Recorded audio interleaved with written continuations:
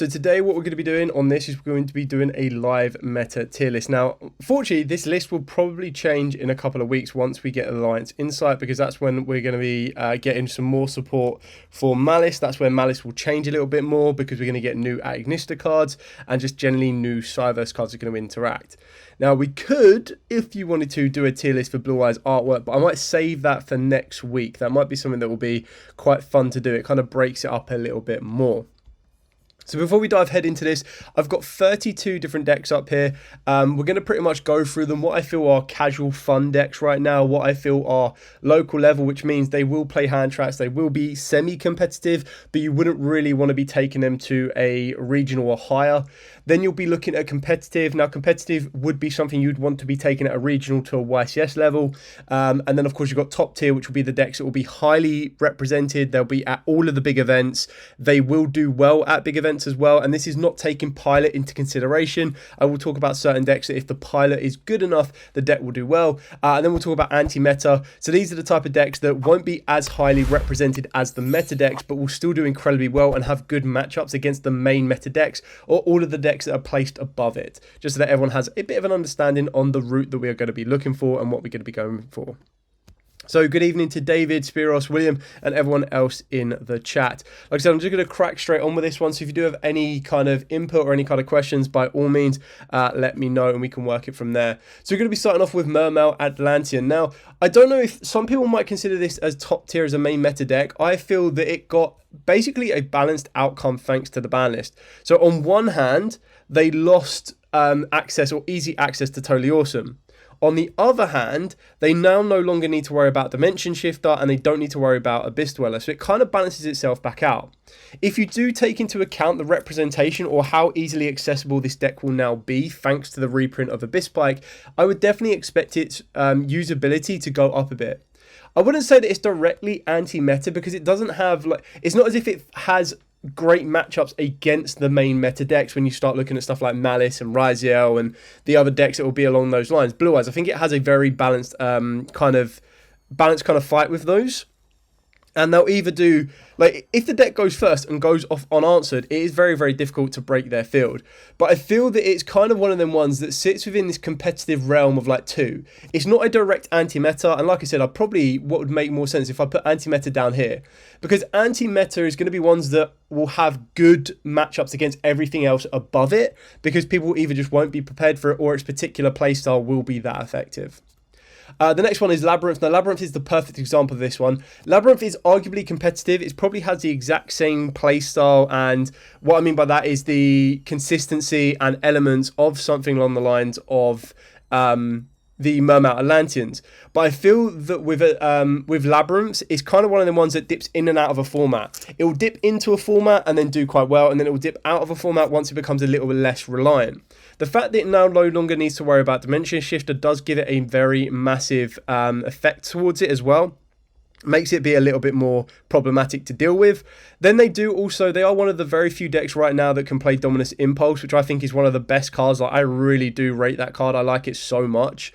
And it is one of them ones that if you're unprepared for it and the pilot is good enough, like we saw at YCS Houston, it can do very, very well. Nothing really changed on the ban list to make it ineffective. If anything, the fact that Abyss Dweller is not around means that it has even more of a chance to play around it. So it probably is on the arguably same level as the Mermail Atlantean strategy, if I'm being completely honest. I do feel it's one of the ones that has very good matchups against the meta, but then quite like Mermails, I'd argue to say that it is relatively balanced in that kind of sense. Spiro says, Mermail at the moment are having a somewhat identity crisis since all players try to find new XYZs or other ways to trigger Dragoons. I completely agree with that. I feel there are quite a few water ones. When I looked at the type of water ones that you could play, obviously the one that everyone's going for is the Frost Giant, which doesn't really do anything. Yes, of course, it puts counters on monsters on the field and then reduces their attack. So if you do leave the Frost Giant on the field, you'll get that bit of a swing. But then there are two others that I know of. One of them is the Magic-Key XYZ that lets you detach to search a vanilla monster from the deck or grave back to the hand, which isn't so bad, but it means you have to play a brick. Another one is a Cyberse monster. Now, I actually think I have it to one side. So the other one is the Pendraxin. Transaction. There you go. I'll put it up to the camera so you can kind of see it. Basically, it's a rank 4 Cyber, so it lets you detach a material from it. And then if your extra deck is less than your opponent's, you get additional effects, which is probably going to be a rare occurrence. But it's still very, very effective, and it'll still put in a decent chunk of work. We've then got Yugioh. Now, Yugioh is a bit of a weird one because I wouldn't say that Yugioh is all out competitive. Yugioh did lose the access to something like Dimension Shifter. But what Yugioh does still have is it still has that ability to go first relatively well, and it can go second to be quite aggressive. I do feel that the loss of Dimension Shifter means that it no longer has this one card in the hand that allows you to go, cool, activate Dimension Shifter and really slow everything down. On top of that as well, you need to kind of take into account the hand traps that are going to be a bit more prominent in this format. I feel that we'll definitely be seeing more representation for something like a Ghost Ogre. You're obviously going to be seeing a lot more representation for Droll and Lockbird. I think Droll and Lockbird is going to be running rampant in most people's main decks, if not 100% of side decks. So I do feel that it's going to be putting in a lot of work for that, and that's kind of where you're going to get where the weakness for something like Yugioh is.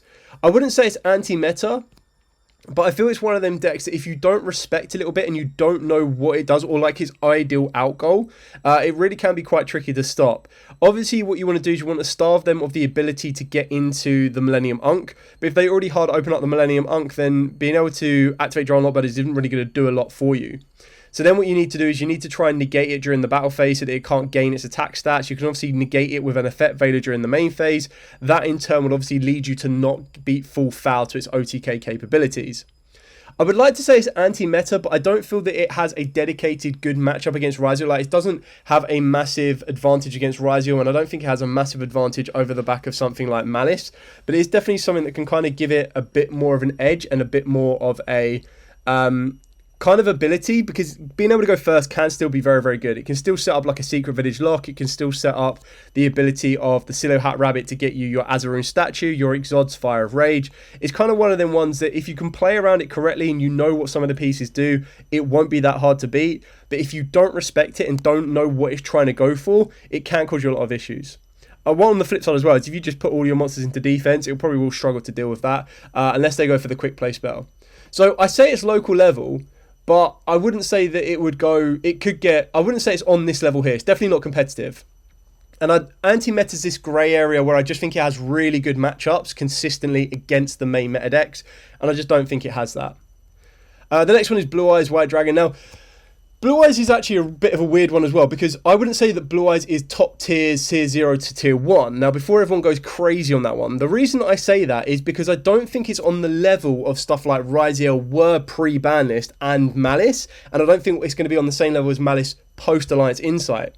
The deck is probably one of the strongest of the format, but that's purely in this grey area that we are in. While Yugioh is still trying to find itself, Malice is trying to find itself, and then Blue Eyes is one of them ones that can kind of go, oh, we'll just play it as we have already been playing it. We just need to be wary that more people are going to be on Droll. There might be the odd Ghost Ogre floating around, so we need to respect them a little bit more. So if we're saying that there are going to be 3 of the best decks, or there's going to be 4 best decks of the format, then Blue Eyes will probably be up there on the low end of it. However, I feel that it's definitely the highest of the competitive decks. I feel that Blue Eyes arguably is just a balanced and fair deck. Like, it's not like Malice and it's not like Yugioh, where it's like they have insane amount of space to play non-engine, and then they have an insane amount of space that are just one card power play combos. Because at the end of the day, when you look at Blue Eyes, they need Sage, which is obviously a choke point. Sage working its way into the Blue Eyes Link 1. And if you don't see another card you can get an additional summon off the back of, it's completely redundant. So where Yugioh and Malice could probably become like a top deck of Dormouse, a top deck of Yugioh X, or anything along those lines to then bring them back to full field and full combo, Blue Eyes needs a little bit more. You need to maintain your resource a bit more than those strategies, in my opinion, which is why I feel that you're... Yes, of course, the consistency is a lot more shot in Malice and in Yugioh. But then when you're talking about the grind game and just generally what the deck can do with only having one card at a base minimum, I feel that's where Malice and Yugioh really take it off. Like, if you were to choose the best card in Blue Eyes and then the best card in Yugioh and the best card in Malice and said, right, you all top deck this one card, what do you do uninterrupted? Where do you go? I would say that Yugioh and Malice will go further than Blue Eyes, in my opinion. Fire King, I still feel that Fire King is an anti-meta deck. it's probably going to become not more meta, but it does have very good matchups. Like, Malice was a bit of an issue, but again, they now no longer need to worry about Abyss Dweller and Dimension Shifter, so it kind of has a bit more consistency in order to make it float around and play. It also doesn't fear Yugioh at all. So it's one of the ones that did incredibly well at YCS Berlin because the pilot was insane. That then increased the representation that it had overall in the competitive scene. And then when you take that back as well, it then still has very, very good matchups. Like, when you're playing decks that you try not to destroy their cards, or you don't want to destroy their cards, that's when you're really going to gain a bit more of an advantage, because that then means your opponent is always double guessing what they're trying to do. It means that they're always double guessing. So, for example, in an Odeon matchup, if you're against Fire King, you're like, oh, I don't know if I want to go for the Statue of Anguish, because I don't want to keep popping the Fire King because they're just going to keep floating. There are still ways of playing it. I'm not saying that is the only way, but I feel that it's one of the ones that does make it very awkward as a meta matchup, and just very awkward in the game state in general. That if you know the deck and you have capabilities in regards to the combo routes and everything else, I think it could be a very, very good deck for you. Next one we've got is Dark Magician. Now, unfortunately, I'm not going to spend much time on this one. Dark Magician is just casual fun. Like, you can probably play it at a local level if you want to, but then when people are playing a deck like that at local level, you're not playing Dark Magician, because what you're doing is you're probably playing something along the lines of Blue Eyes with Branded, or Dark Magician with Branded, Dark Magician with Nadir, Dark Magician with something. It's not like Dark Magician. On the level of Blue Eyes, you're probably going to be playing Blue Eyes Primite, but then if you're trying to compare Blue Eyes Primite with Dark Magician Primite, there's just no comparison. Like, Blue Eyes Primite is 100 times better than Dark Magician Primite right now, just because of how much use they get out of an additional normal summon. There's no clashing. The fact that they get the Blue Eyes more consistently than you get Dark Magician, it just gives them a lot more. And the fact that True Light is better than Eternal Soul really does irk me, because I'm like, bro, True Light will just trigger only when it's sent from field to grave, whereas everyone targets Eternal Soul. Like, I have to protect Eternal Soul with my life depends on it, because it just absolutely ruins my field if my opponent gets rid of it. Whereas with True Light, you're like, yeah, okay, well, I can loop it back, I can bring it back, I've got more consistent ways of doing it. Like, what Dark Magician need is they need like a second Magician's Rod, just an upgraded Magician's Rod. That's what would be really kind of cool. Crystons, I feel Crystons are like competitive. The fact of the matter is that Crystons can be played with Azaminas, they can be played with Kashtiras, and I'll talk about Kashtiras, Azaminas and everything else a little bit later on, because those engines are just absolutely insane right now. Especially when there's only one detonator running around, and specifically with the Kashtiras, what works so well is the fact that the Kashtiras banish the extra deck monster face down. So being able to go through your opponent's extra deck, know exactly what you're facing, and then get rid of something like a White Binder, that makes it very awkward for them. Then, of course, you get rid of that one detonator, the power play, the disruptor, everything that stands for Yugioh is now gone. So the fact that Crystons can be played as a hybrid does make them very, very powerful and very, very good. The fact that the hybrid also then starts allowing them to be a little bit more free with what they want to do, it just makes it such a good deck. And then that's before you even start touching on the incredible consistency, the incredible versatility, and just everything else that the Crystons really bring. I think Crystons is one of the decks to watch out for in this format. I do think it's really, really good. I'd arguably say it will have more representation than Labyrinths for sure, and I feel that it's a little bit easier to pilot, and the fact that it can be more versatile by playing additional engine than Labyrinths can definitely does give it a very good fighting edge. Goblin Bikers. Now, if you're talking about pure Goblin Bikers, I think you're probably pushing the boundary at anti-meta. If you're talking about like Memento Goblin Bikers that we saw at YCS Houston, again, keep in mind the pilot was incredibly skilled with the deck as well, and the Mementos did very, very well. But the Goblin Biker engine itself, the fact that it was ripping away XYZ materials, made it an anti-meta deck. Now, it makes it an anti-meta deck if you know that out of your 9, 10, 12 rounds, you're going to be facing the majority of them being Yugioh. That's when you're going to get a huge advantage off the Goblin cards. If you're not facing that many Yugiohs, and then you're not facing that many XYZ style decks, that's when it doesn't become an anti-meta deck, it just becomes a meh option. So I feel that if you're just talking about pure Goblin Bikers, you're looking at a local level. I do feel that it can breach into that anti-meta option as well. I feel if you can make it as a hybrid as well, you could probably put it close to competitive. But I feel I wouldn't be so opposed to saying it's an anti-meta deck. Obviously, this will change if the Yugioh representation goes from whatever it was, which was something like, 60-odd%. If that then drops to like 30-odd%, then I feel that its capabilities of being anti-meta, considering its best anti-meta option is against the Yugiohs, will go down. But I still think it's an incredibly good deck, and I actually really wish that it kicked off a little bit more. The fact that the Fiendsmith engines are a lot more accessible as well also allows you to utilize it a bit more, because the Fiendsmith engine has now become a little bit more readily available. If you were quick enough to get hold of your Fiendsmith tracks, you'd then be able to utilize the Fiendsmith engine a bit more, and I feel that makes more Goblin Biker players go, right, I can now step my game up without having to spend a huge amounts of money if you got the tracks early enough. So just catching back up on the chat, One Way Luck, I wish Gate Guardian got more support and was relevant again. I couldn't agree more with you. I feel that the best thing about the Gate Guardian is the Combined Creation, which was was it Combined Creation? The one that did all three of them, let you tribute them from wherever, whereas the others needed you to have them specifically on the field, like let you banish them from the grave or something, but needed you to have them on the field to get to the Wind and the Water one is it Wind and Water? That was the spell negator. Like, that card was great. But yeah, they definitely needed a little bit more. They need like another starter. I'm not too sure what you would give them though, because they've all had their upgrades from the anime, like, unless you were to give them a new Suijin, Kazujin, and Sangan, then I'm not too sure where you would take it. But yeah, I really do like the Gate Guardian deck. It was one of the fun decks that I built for a while ago. David says, I absolutely love Blue Eyes. I do agree with you 100% that it's really balanced and a fair deck. It's definitely a powerful deck, but right now it's lacking that extra something that gives it a power up. In comparison to Yugioh, it's still a top deck, even though it got slapped on the ban list. Yeah, exactly that.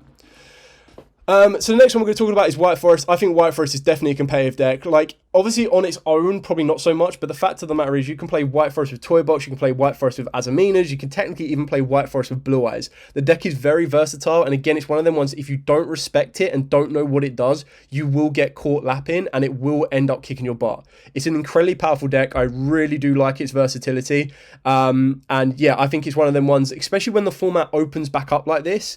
What happens is a lot of players that were like, I don't like this Yugioh format or this Malice format, it's getting a little bit boring, I can't be bothered to keep getting shifter dropped on me. They go, you know what? The representation might drop down a bit. I'm willing to bring it back out of retirement and give it another go. And I think that's when you're going to get a lot more representation of it as well. Mitsurugis. Now, Mitsurugis on its own, probably not so great. Mitsurugis, which is probably what I expected to be played with the Ryziels, trying to take up those spaces of those extra missing pieces, will definitely be competitive. Obviously, we do have a second wave of the Ryujis as well. Not Ryuji, sorry, the Mitsurugis. And that will be coming out in Alliance Insight. If the leaks are to be true and they are the exact official text wording, then the engine is going to be incredibly powerful. And it's one of the ones where a lot of people want to be picking it up. But I feel right now, as an engine, competitive, I wouldn't say it's top tier, because I still feel that Ryziel, as was mentioned by Spiros in regards to the Mermail, is still kind of having like this identity crisis. It's still trying to find itself. It's still trying to figure out, well, how do I want to play Ryziel? Do I want to play it with the Mitsurugi engine, or do I want to keep it pure but play the Tachyons? I think it's one of the ones that if you didn't pick up Tachyons early enough, you're probably going to play the Mitsurugis if you already have them. But then there's obviously benefits and minuses for both of that. Both of those engines run headfirst into Drow and Lockbird as well. So it can be very, very difficult on how you're going to navigate it.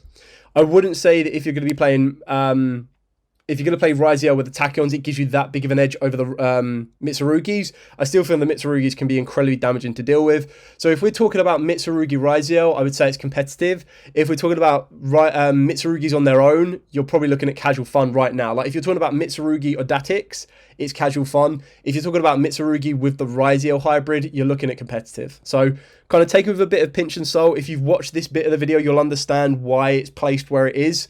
So yeah, it could be bounced between those two things. Flunderies. Flunderies is always a very interesting one, every particular format. The issue with it is, MPen is not as threatening as it once was.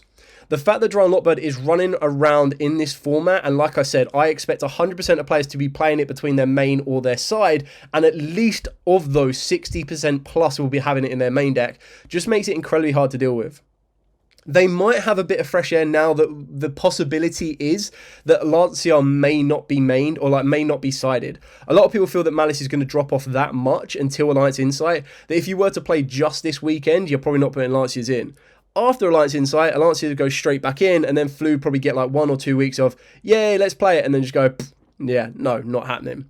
So Flu is a weird one. I would probably count Flu as being anti-meta, but I feel like in regards to its representation, its consistency and everything else, it's probably more of a local level.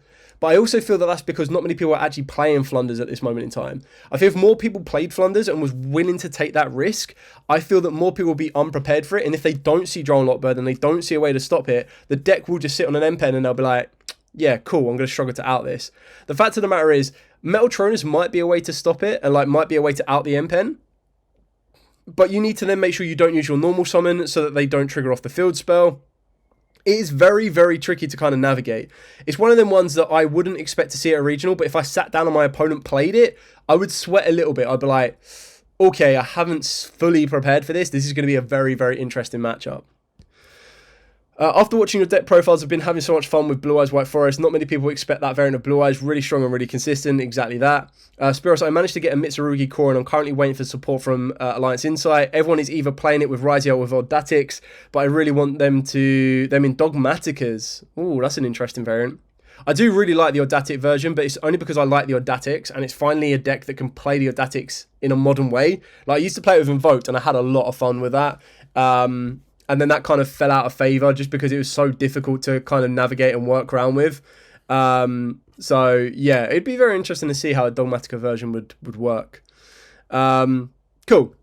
Moving on to Branded. I don't know what you would class Branded as. I honestly wouldn't. Like, I don't know whether you would class it as competitive or if you'd class it as anti-meta.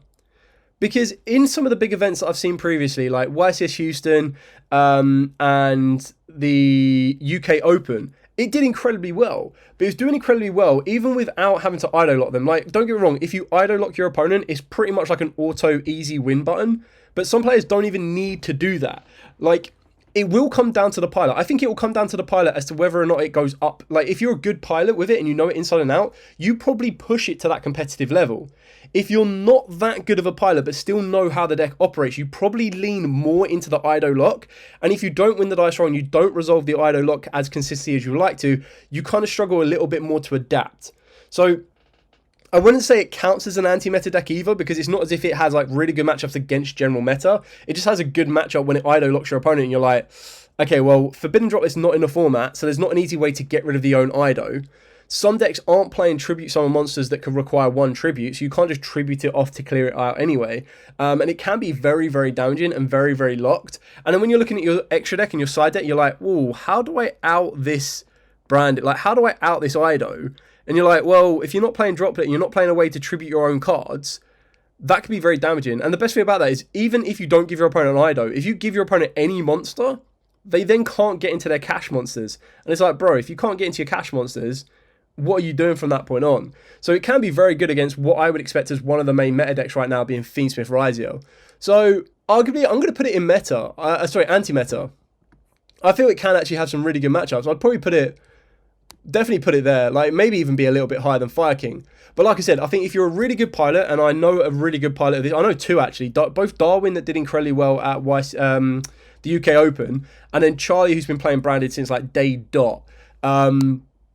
They're both really good pilots. So if you were to say to me, where would you put them if they were piloting it, I'd probably say it's competitive. But I feel on the general grand scheme of everything, I think it's probably more considered as like an anti-meta style deck. In a format where Blue Eyes rule, Branded is anti-meta, otherwise most of the time it's a lock deck. Yeah, exactly that. I still don't understand why Branded Fusion wasn't back to 3, at least 2 on the last ban list. Yeah, Konami don't seem to like to put a lot of stuff... Oh, well, I was going to say, Konami don't seem to like to do a lot of stuff coming from 1 to 2. So they kind of seem to be more open to just going, okay, cool, we'll bring it back to 3, which is a bit of a weird one, but is weird. Sky Striker. I'm not even going to spend much time on this, but Sky Striker's local level, unfortunately. I just feel that... The funny thing is, it's not as if everyone's playing like anti-spell frames or anything that completely stops it, but they're just not to the level it needs to be. Like, when it gets its new support, that might be completely different, and there might be some players that are playing it now that they've got the alternate arts and they can be like, hey, look at my extra shiny deck. But I think it's one of them decks that's kind of like past its prime at this moment in time, and it really is just like, not hanging on, but it's just doing what it does, really. So, yeah, I don't think it needs much more explaining on that one. Cash tiers. Now, cash tiers as an engine, I'm not going to spend much time on this. I'll tell you what, I'm going to do these all together because... Let's go with this one. So, cash tiers as an engine, anti-meta. Fiendsmith as an engine, top tier. Like, it's probably still one of the best engines around. Now, when you put cash tiers with Fiendsmith, it gets dirty. And this is what I highly expect a lot of people to do. I've seen a lot of people trying to buy out Nightmare Unicorn. As soon as they put stuff like Detonator 1, it then meant that you didn't really mind playing a Unicorn in any of your engines as any of your decks, because you get to go, cool, White Binder, get rid of it. Detonator, get rid of it. With Blue Eyes, it can get a little bit more awkward because they're playing multiples, but then straight away you'd probably go for a Tyrant Dragon, get the Tyrant Dragon out of the way. You now know they don't have their easy OTK clear my field option, and then you start picking off the Spirit Dragons. Or if you feel you can hit them twice, you can either pick off the Link one, or you pick off both the Synchro Monsters. So it can be a very, very good engine.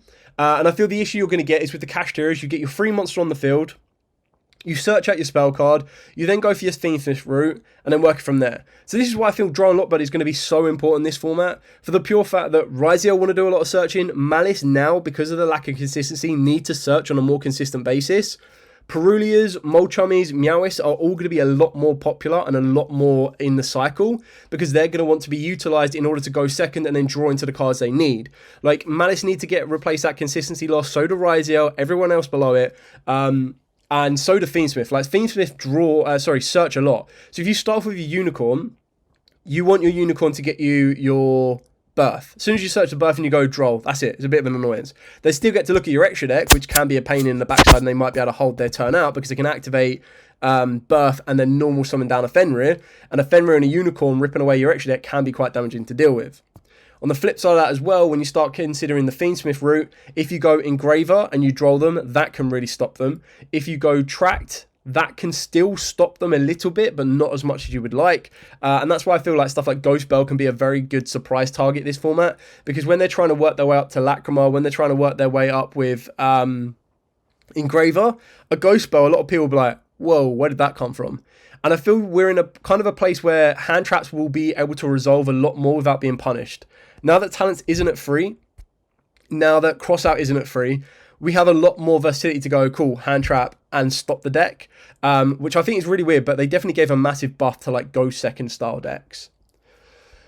Malice is a bit of a weird one right now. Like post Alliance Insight, it's like up here, no question, no doubt whatsoever. Right now, it's definitely the highest in the competitive, just because it's still trying to find itself. It's still trying to find its consistency. It's still, if it goes off the way it needs to, and if they see Dormouse, if they see a route to White Rabbit, they still have their combos that they need. They haven't lost the match, but they've lost 3 consistency cards, and the deck sometimes had this ability to play and brick on too many hand traps. They've also lost 2 Druid Swarm, so it means their Bestial Engine's a little bit smaller, but then you can just replace those with different names. I am probably going to be putting the Malice deck still in top tier. I still feel that it's a top tier deck. I still think it's going to be incredibly powerful. I still think it's going to be very, very good. And then Alliance Insight just makes it so much better. Giros has asked, is it a good time to come back? I am 1 or 2 years off the game. It depends why you left, and it depends on what type of decks you want to play. I'll tell you one thing I haven't put on this list, actually, which I will talk about, is Mathmex. I don't think getting Circular back to 1 makes Mathmex instantly playable, but I do feel it definitely gives them a fighting edge. But I feel that the issue is you're going to be seeing Circular used as a mini engine in Ryziel and Malice. So that's kind of where that's probably why I put it more as an engine than I do as a main deck. Memento. Memento's a really weird one right now as well. I feel Memento can definitely be competitive. Like, I think Memento could be one to watch, because we already saw it at Houston that they were able to play the Goblin cards as their anti-meta option. Now, if they don't care and they don't feel they're going to be facing that many Ryziel, they might switch back to playing the Fiendsmith. The fact of the matter is, not a lot of people know how to interact with the Mementos themselves. And then, yes, of course, they might struggle against Droll, but if you are able to play it and pilot it, and it does require a good pilot to be switched on in regards to like all the combos, it can be very, very tricky to stop. Like, all of the cards that you would normally be playing for like Malice and Ryziel aren't as effective as they are against Mementos. Like, those cards that you're main decking because you're worried about the consistency of Ryziel and Malice aren't going to be anywhere near effective as Mementos. Memento is one of them decks right now that I don't feel fully prepared for. Like Ryziel, I feel that I can deal with. Malice, I feel that I can deal with. Memento, I can feel that I can deal with, but I feel that it's going to cause me a lot more issues just because it's reminding myself of where the choke points are. It's not a deck that I have faced consistently in this current meta. And then it's also not one of these ones that I've been able to kind of play on a consistent meta as well. So it's kind of one of them ones where it's like, I know what it wants to do, but I also know, like, I don't know, oh, if I stop this card here, what are the chance, like, what's the chance that they open up these other pieces? Like, what other pieces are there? How many pieces are they playing of it? And how consistent are they to play through what I've got? And I think that's where the Fiendsmith engine kind of comes into play, is that gives them the ability to nib check you. It gives you the ability to ash check you, bell check you. There's just loads of different more to kind of like pick away at and kind of get where they're going for. Will there be a budget tier list post-Stampede ban list? Plus, I started to pick up Dragon Maid stuff, and next week I'll get Magia finally. Yeah, now's a good time to pick up the Dragon Maid stuff. I think the only thing we're waiting on is Kitchen as another reprint. But keep in mind that with the Battles of Legend, which is in 2.5 months, all of the Dragon Maid stuff should be reprinted because they're all coming with like an emblem style printing. Hopefully they'll be coming as a basic super rare printing as well, because it means some of the expensive cards will be a little bit easier to get hold of. There won't be a budget tier list because everyone's budget is a little bit subjective. Like, to me, I feel you could play Blue Eyes on a nice budget. If you move fast enough, you could have played Fiendsmith and Cached Heroes on a budget. Again, Mementos you could be playing on a budget if you move fast enough as well. So it's one of the ones where budget fluctuates. I feel the only deck, right? Well, I wouldn't even say Raziel, because technically you could pick up, if you picked up the Mitsurugis early enough, and then you pick up the Raziel just before the ban list when everyone was trying to sell it, you could pick up an entire Raziel core for like £75. It's the same for Malice as well. I know a lot of people that as the ban list got closer, they all picked up Malice for like 150 to 125. So that might be the higher end of the budget, but if you were to pick them up, unless the new cards in Alliance Insight are crazy expensive because they're all secrets, yeah, your budget, if you say to me, my budget is £100, then basically what I would say to you is you'd probably ignore all of the top tier, and then everything down from that point is absolutely fine. So yeah, it kind of really comes down to what your budget is, really. Pearlies. Pearlies is another weird one, because Pearlies, I mean, they don't worry about draw a huge amount if they play it correctly and they play around it. It can still be a bit of an issue because they do excavate, they do add cards. So I feel they will fall foul to it. I think it's one of the ones that, again, is quite like Flunderies, where it's kind of coming back into the game. And if you're not prepared for it and you don't expect it, or you're not like, oh, there could be the possibility of a Pearly player here, it has that surprise factor that always gives it a massive edge, because then everyone looks through their side deck and goes, oh, I don't know what my siding patterns are going to be for this. But then I think it's decks like that that really do struggle if the current format plays a card naturally in their main deck or side deck that is already going to be good. So, for example, in a format where Draw and Lockbird is not being used, Dark World will increase in its competitive value, because if people aren't prepared for it, it will catch them off. In a format where your opponent doesn't need to think about it and goes, oh, this deck searches, I'll keep Draw and Lockbird in, I'm already playing Draw and Lockbird, it's always going to be at a disadvantage. So it's always a bit of a weird one. I would say that it's probably anti-meta. I feel that it can have very, very good matchups, and I think it's exactly like Flu. I'm going to put the Cached Heroes a little bit higher up. I think it's quite like Flu. I think it has a really, really good matchup and kind of works it from that one. Raziel. Now, Raziel, I kind of want to say it's up here, but I still feel that it's like Malice. It's still trying to find itself. It's a little bit more fragile now just because it has that one detonator. So if they take away that detonator, it kind of loses its aggressive edge. But then I feel the best way to play Raziel right now will be with the Fiendsmiths. And it's also probably the same argument with, like, the one thing that everything on this top tier will have in common is that the best way to play it will be the Fiendsmith. Mementos, Fiendsmiths. Raziel, Fiendsmiths. Malice, Fiendsmiths. Cached Heroes, Fiendsmith. Like, common consistency on this one is play Fiendsmith, which is annoying because then it means everyone and the mum's going to be on Fiendsmith, but then you need to kind of be semi-prepared for that and play like your Bestials, play your Bells, know what to Ash, know what to Imperm, know what to stop kind of thing. Rescue Ace. Rescue Ace is a bit of a weird one as well. Again, we saw someone pilot it at YCS Houston, but I'm 90% sure that person has piloted Rescue Ace since the day it came out, and he's always been close to the top tables.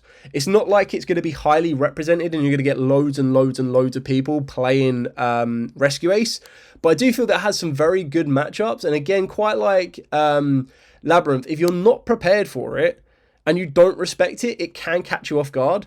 But then I also feel that it can play around Draw and Lockbird. So it's one of the ones where the main hand trap of the format, it can play around quite well, but then it still has struggles if they don't get access to Hydrant, or if their Hydrant is stopped, they then need to rely on like Airlifter to resolve, or the Quick Play to resolve as well. So it's a weird one. It could very easily be anti-meta if you pilot it correctly and play it correctly, and I think it kind of fits along the line as the Pearlies, is that if you don't respect it, don't know about it, or don't have a card that may or may not interact with it within the format, like a natural draw and lock bird, a natural imperm, natural impulse, purge, you name it, then it can be quite damaging. On top of that as well, if you're able to Lancier it, sometimes that can stop it going into, not Airlifter, but the other one that lets you banish from the graveyard to summon it. And then, of course, you do have the Turbulence as well. So if you can stop the Turbulence, that can also be quite damaging for them. So it's kind of like this grey area.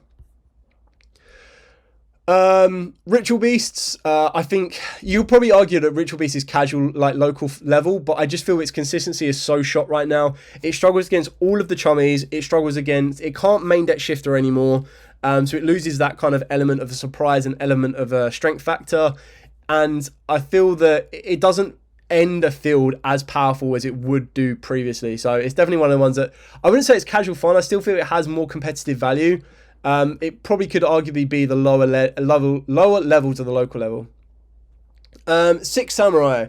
Six Samurai is another interesting one, and the reason I put it up here is they do get new support in Alliance Insight. Not that it really changed the deck so much, but it's one of these decks that losing Crossout actually helped and hindered. It's the exact same with Heroes as well, so I'm going to do these side by side.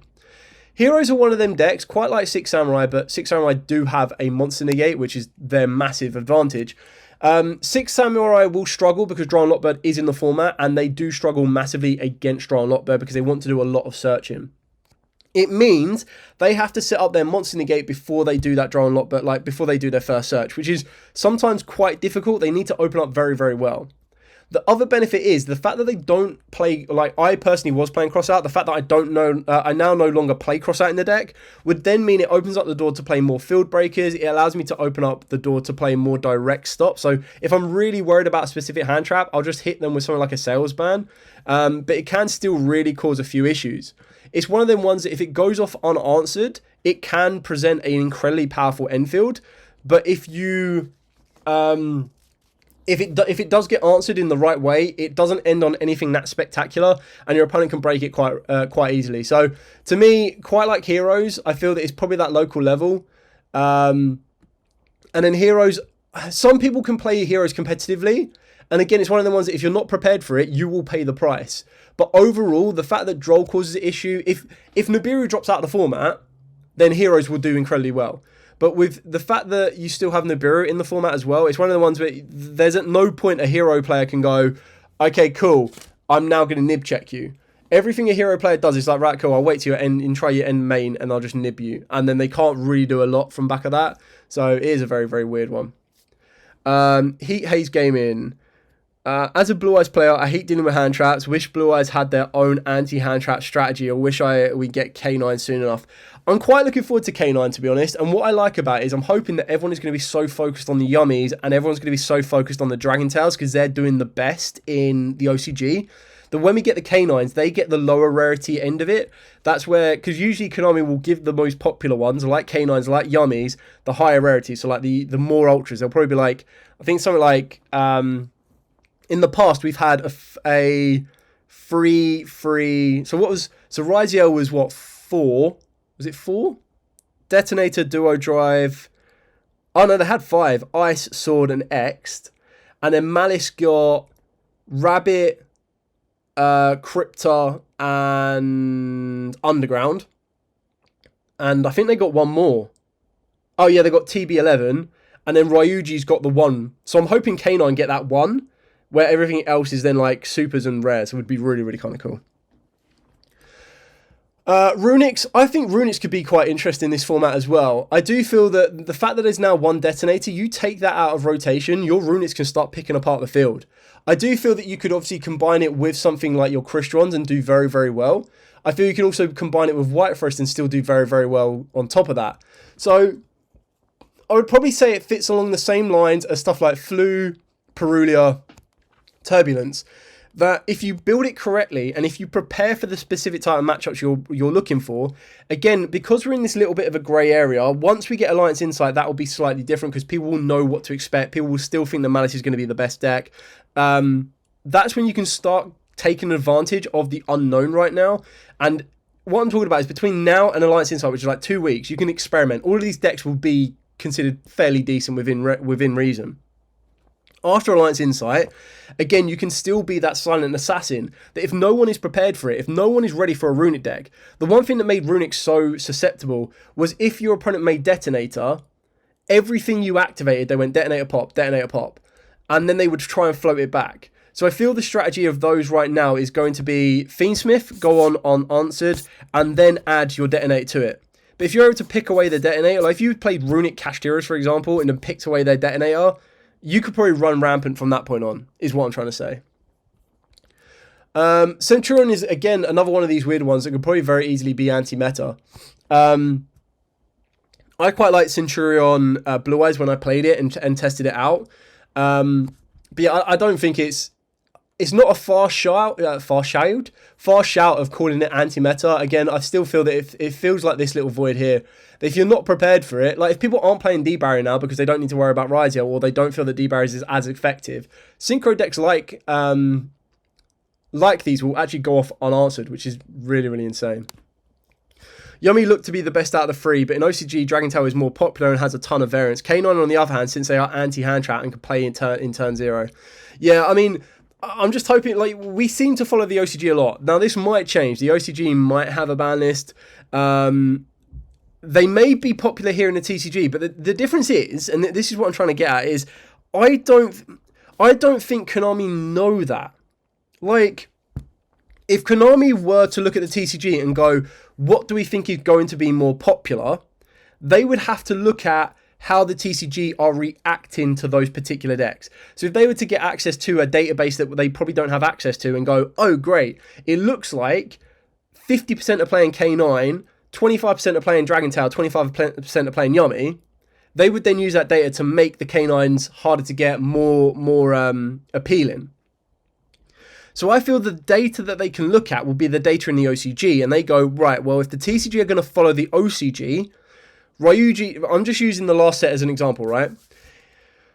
Ryzia was incredibly good in OCG, so they made that the priority for the TCG. Malice was also quite good in the OCG, so they made that the second priority in the TCG. Ryuji had no interest whatsoever, so they put that at the lowest priority and then moved it into the TCG. So I feel that is the only information that they can technically use. So they dictate it back off the OCG. If a card like Ash Blossom is popular in the OCG, they make it a secret rare. If it is popular in the OCG for Fluoros, they make it a secret rare. I can't think of a card that was popular in the OCG that they made as a lower rarity, apart from Promethean Princess was probably the last one I can think of, and Called by the Grave way back when they made Called by the Grave a common, which was insane, and then like Salaman Great Sunlight Rolf is a rare. They're the only times I can think of, unless you know of another one, where we got cards at lower rarities than I was expecting. That I think. I mean, don't get me wrong, I could be wrong. They could make K9 could be the 4 Ultras, Yummy could be the 5 Ultras, and Dragon Tail would be the 1. But I do feel that would be weird. If, like, don't get me wrong, if K9, Yummy, and Dragon Tail are all on like a balanced playing field, that's absolutely fine for me as well, because then technically you would go, right, well, we'll give 4 to Yummy, 3 to Dragon Tail, or 4 and 3 the other way around, and then 3 to K9, and I'm like, yeah, cool. They'll probably give the big boss monster in K9 and Ultra, and that's one you don't necessarily need to be playing like 3 ofs, in my opinion, that I know of. Avalon, what are your opinions, if any, on Dynamorphia in the current meta? I really like Dynamorphia. I feel the best way to play it will be with Ryuji's. The issue is, when you're looking to compare control style decks right now, and you look at probably, if you were to compare Dynamorphia with Odeon and Labyrinth, which I would probably say are the nearest closest comparisons to those, Odeon and Labyrinth will be better and are better, in my opinion. The flip side of it as well, and it's very sad to say this, when you are playing a deck that burns away your own life points, you cannot control the pace that your opponent plays at. I'm not saying everyone is going to do that, but at the end of the day, you need to make your opponent play so much faster, because technically they can play, and all they need to do is get in one Saki hit on you, and that's it. You've lost because your life points are depleted because you do it to yourself. On top of that as well, it then means that they can have a couple of games back and forth unless you're able to push the pressure on and push the OTK over to them. If you're able to put your life points down to 1 life point and they're no longer able to defend, and you're like, cool, breakboard, swing 8k, OTK, let's move to the next game. there will be points that if they drag out and get it to game 3 and there's like 10 minutes left on the clock, it's very tricky for a Dynamorphia player, because then they're like, right, well, my whole strategy is about paying my life points. If I pay my life points, I'm already putting myself at a disadvantage. So you have to play at rapid speed, build up your field. So let's say there's 10 minutes left, right? You go first. Your first turn needs to take 2.5 minutes at max. And that is before your opponent even considers to say, oh, 1 second, I need to read that card. Or thinking in this phase, thinking in that one. So your opponent has the ability to technically drag your turn out. So let's say they drag your turn out to 3 minutes, right? You then pass it on to them. Your opponent, unless you have an answer for every single thing they do, has the ability to slow their turn down within the legal parameters, because they can go, right, draw phase, anything, standby, anything, main phase, anything. And you're like, no, do your thing, go off. They'll go normal summon, and you'll probably go, right, judgment. And then you'll go special summon this, and you might activate the Dynamorphia trap card to then work your way into the Dino Rex, right? So straight away, once you've done that particular play, you're already down to like 1,000 life points, if not 500, okay? If they haven't got an Ash Blossom. If they got an Ash Blossom, you just cry slightly, like, cry inside. But they've only used 2 cards out of their 6. If one of those 6 cards is a Harpy's Feather Duster or a Lightning Storm, that straight away takes away the Judgment. So then their normal summon is now free, unless you've opened up 2 Judgments, which if you have, then fair play. So there's just so many different ways they can interact with you, slow the game down, while also making sure that you're paying the life points. In a normal duel, if they're slowing you down, like if they're to take their turn and they've got 7.5 minutes or 7 minutes to take their turn, and you have an action for everything they do, you're usually not paying as much life points as you do with Dynamorphia. Like that's kind of the issue. It's like in a normal Odeon deck, right? What I'm trying to say here is with a normal Odeon deck, if they went normal summon and I went, okay, activate Anguish Statue, activate a trap card to pop it, right? I haven't lost any life points. So then they're then putting themselves in a position of, okay, well, if I slow this game back down, the best I'm going to get is a draw. Whereas with Dynamorphias, they go, oh, if I slow this down, I'm going to get the win. So it's very, very tricky. Mitsurugi on tier 2, is this with Raizel or the Audacity one? So the Mitsurugi that is currently on tier 2 is with the Raizel. If it's with the Adatics right now, it's kind of like that anti-meta local level, just because it does so much. You need to be a good pilot for it, and I don't think it opens up as much space to end on an insanely powerful field spell. Sorry, I didn't get it. It would be best to play Dynamorphia with the Ryujis. So if you just Google, it's R-U, I'll put it in the chat. So you do, it's R-Y-U-G-E. So that's what you want to look for. They basically add you the ability to make Varudras. They can search out your dinos. They can set you up a Lagia as well, because what you do is you can banish a dino off of the field spell, and the field spell plus a Dynamorphia lets you go into a Lagia or a Dolka, and then you can also get a Varudras. So it basically increases your aggression, and then it also increases the ability of not needing to pay huge amounts of life points just to present a field. You can actually hold back the ability to pay life points. I'm just going to try and blitz through the last 6 that we've got here, because I've only got like 10 minutes left. So, Voice's Voice, I think technically Voice's Voice could be arguably an anti-meta deck right now. Again, I'm saying that everything in anti-meta are a deck that has the ability to play hand traps. They have the ability to battle the main meta. And with the meta being slightly open for the next 2 weeks or so, they'll definitely do well. After that, they'll probably start to take shape elsewhere. Tenpai are a really, really weird one right now, because Tenpai have that ability to be competitive. Like, if you open up all of your breakers, if you play Tenpai Breaker or you play Tenpai Blue Eyes, you have the ability to open up your breakers, break your opponent's field, and then just go Sangan Climb. Like, at the most recent regional that I went to, which was pre-ban list, I faced someone that was playing Tenpai Buster Blader, and they were on, I think their record by game, I'm trying to think this one now through. How many rounds were there? I think there was 7 rounds. So by round 6, they were X1-1. So they had drawn 1 and lost 1. Unfortunately, their draw had been accidentally put down as a loss. So they actually were lower down than they should have been. But what I'm saying is Tenpai are still incredibly strong and incredibly scary. Galaxy Tachyon where? Very, very good point. Where is Galaxy Tachyon? Honestly, I haven't been able to face Galaxy Tachyon. I haven't been able to see anyone play Galaxy Tachyon. So I can't rate what it does or how well it does it. I honestly can't tell you how it faces with the current meta because I haven't seen any matchups of them facing Ryzeals, facing Malices. So I don't know if the representation is there or if the Galaxy players have said, you know what, I'm not paying £120 for the Tachyon. So Unchained, yeah, that's actually a very good shout. Very, very good shout. Let me get that one. Let me add. I'll tell you what, I'm going to add Galaxy, but I'll need you guys to tell me where you think Galaxy is, and I'll add Unchained as well. Because I agree. Unchained are a weird one because Unchained all they've got is Shavara back to 2. Does that really increase? Does it really increase them that much? Like, I mean, again, you guys tell me. Like, does it increase them that much? Does it make them that much better, or does it not? Like, I honestly couldn't tell you on that one. It's a very, very interesting approach. I know what Unchained do. I just feel like, would you play Unchained over Yubel, or would you just play Yubel? Like, Yubel seems to have a bit more going for it than Unchained, right?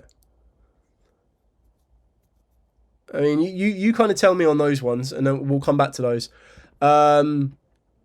Whereas Chimera just isn't there. Like, I mean, again, Chimera is a very weird one. Because Chimera kind of has these moments where it dips into the format, nothing really changes, and then disappears. Like, I had to cut quite a few of this list just to try and get it down, because I only had like an hour to record this.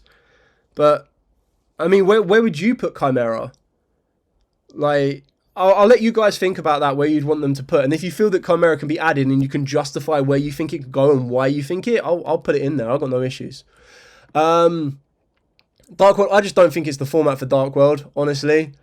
I feel that it gets hit by Droll so easily. Yes, of course, it doesn't need to worry about Abyss Dweller, and it doesn't need to worry about Shifter. And arguably, you could put it here so that it can act as this anti-meta style.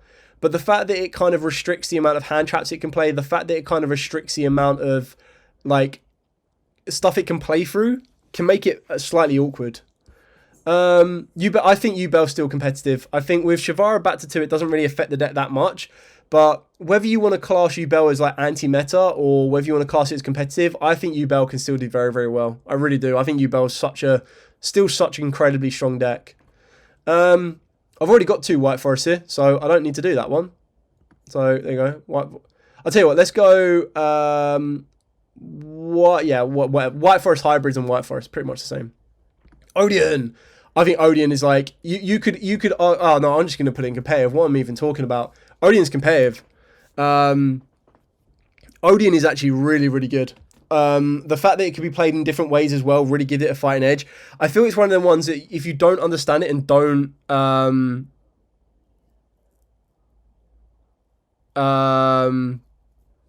is a really, really weird one. But I feel that it can do quite well with it. But it's one of the ones that if you don't respect it, you'll get caught out. But if anyone, like literally, if anyone at that event plays like evenly matched, it probably destroys the entire the board.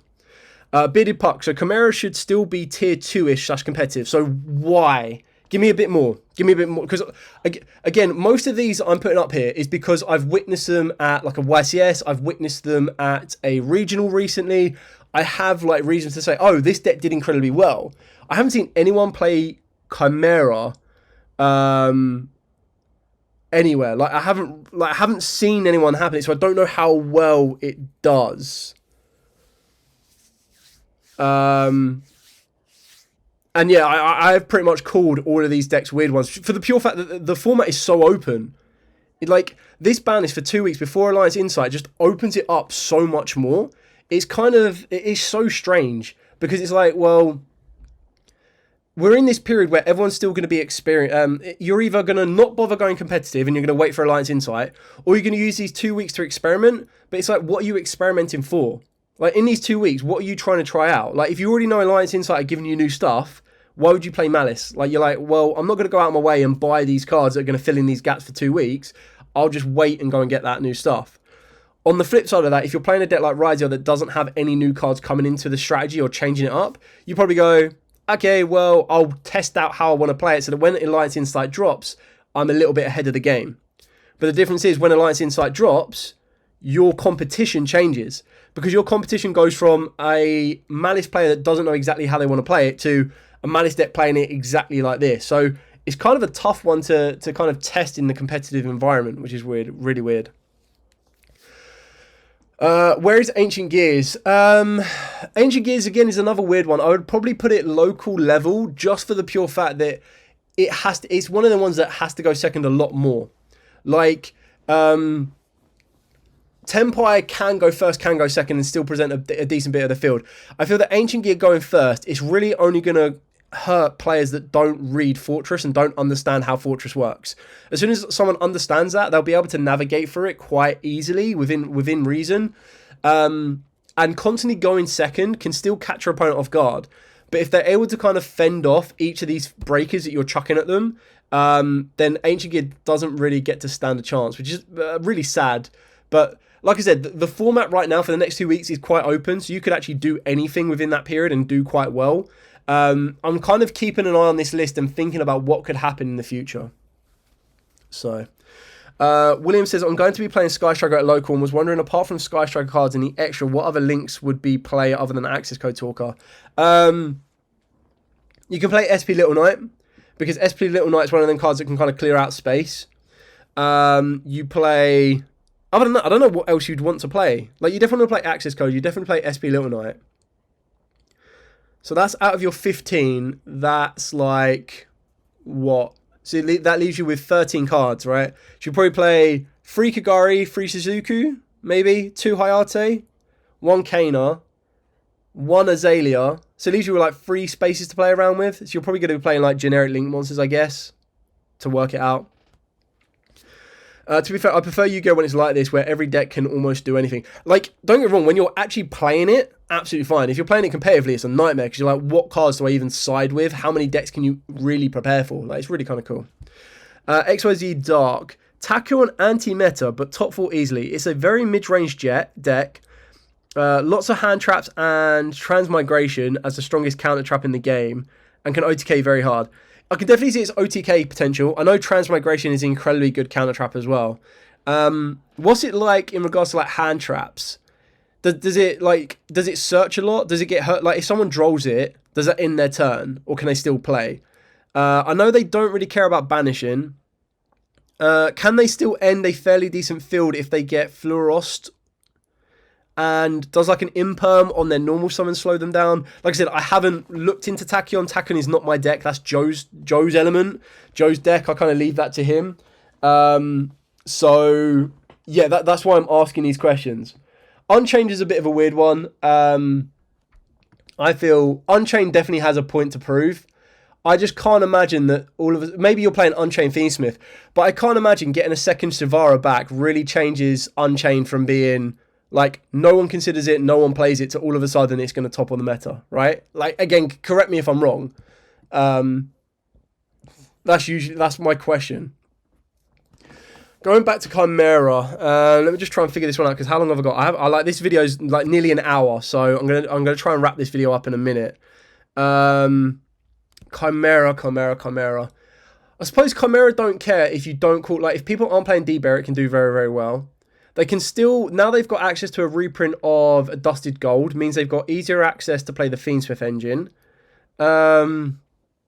which in turn would then lead them to, I think maybe Chimera can be competitive. I don't know why people aren't playing it. I could be wrong. Unless someone, I tell you what, unless someone in the chat says, because I can't answer the question. I don't know why people aren't playing Chimera. I still think Chimera is a very, very good deck.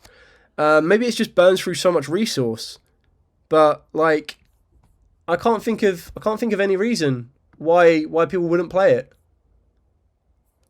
So, yeah, same level as Fire King. One draw or Ash can stop it, but then there are hands that don't care. Interesting. Okay, well, on that recommendation, then let's put it with this element here, right? Let's put it mid round, like around the middle.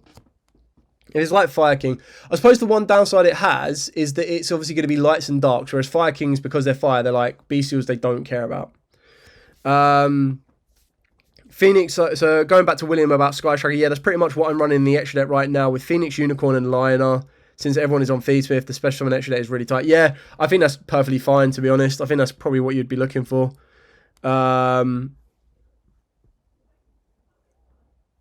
Yeah, so that's probably, I could probably see that. That's absolutely fine.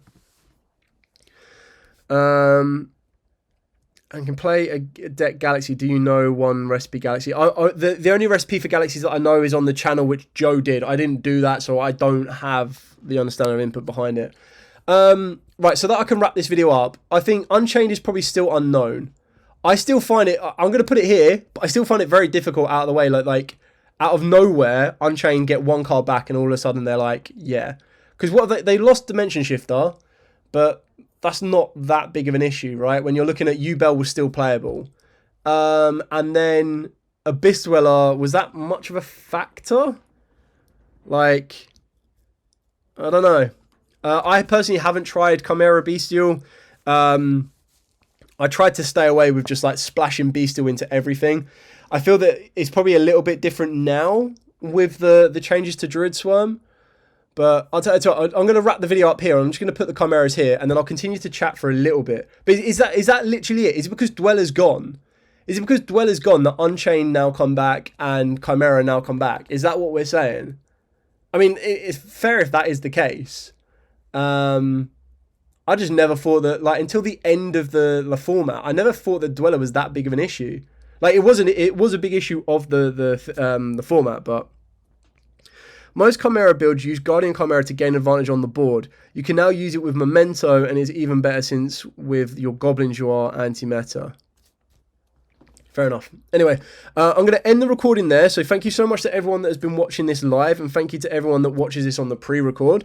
I'm going to stay online for like another 15 minutes. I've just got to order dinner and answer any of your questions while this is still going on in the background. And then I will leave it there for the day, and then this will be up tomorrow. But again, put in the comments like where you think it is. If it is literally just because of Dweller, that's absolutely fine. I just didn't really see that Dweller was being that much of a blocker for Unchained. Could be wrong. But yeah, it was like no one mentioned Unchained, the past format, and no one mentioned Chimera. So I was like, oh, why is that? They kind of just seem to drop off. Anyway, thank you so much for watching. Don't forget to like, comment, subscribe, share. Till next time, as absolutely always, stay safe, and of course, happy dueling.